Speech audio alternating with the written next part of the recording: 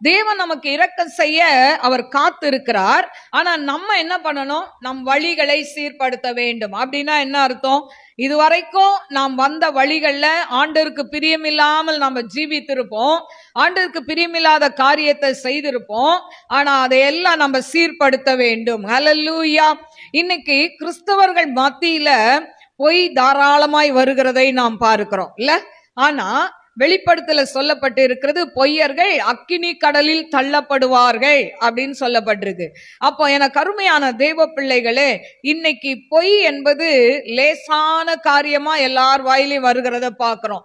ஏன் வேலைக்கு போகல, ஏன் லேட்டா வந்தீங்க வேலைக்கு அப்படின்னு கேட்டா, பஸ் லேட்டு இல்ல ஏதாவது ஒரு சாக் போக்கு சொல்லுவாங்க.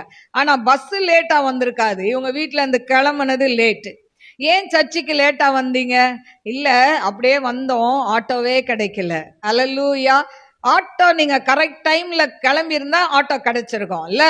அப்போ இதெல்லாம் சொல்ற ஒரு சின்ன சின்ன பொய் தான் ஆண்டவருக்கு பிரியமில்லாத காரியங்கள். ஹல்லேலூயா. நம்மளும் பேசக்கூடாது, நம்ம பிள்ளைகளுக்கும் சொல்லி கொடுங்க. ஹல்லேலூயா. இப்போ நம்ம வழிகள் சுத்தமா இருக்கணும். நம்முடைய கிரியைகள், நாம் செய்கிற காரியங்கள் சுத்தமா இருக்கணும். அவர் சத்தத்தை கேட்டு கீழ்ப்படியணும், வசனத்துக்கு கீழ்ப்படியணும். அதுக்குதான் வசனத்தை கேட்க வாங்கன்னு சொல்றது. வசனத்தை கேட்டு கீழ்ப்படியணும். அப்படி இருந்தா தேவன் இன்னைக்கு உன்னை அழிப்பேன்னு சொல்லி இருப்பார். இஸ்ரேல் ஜனங்களை நிறைய இடத்துல அழிச்சு போடுவேன்றார்.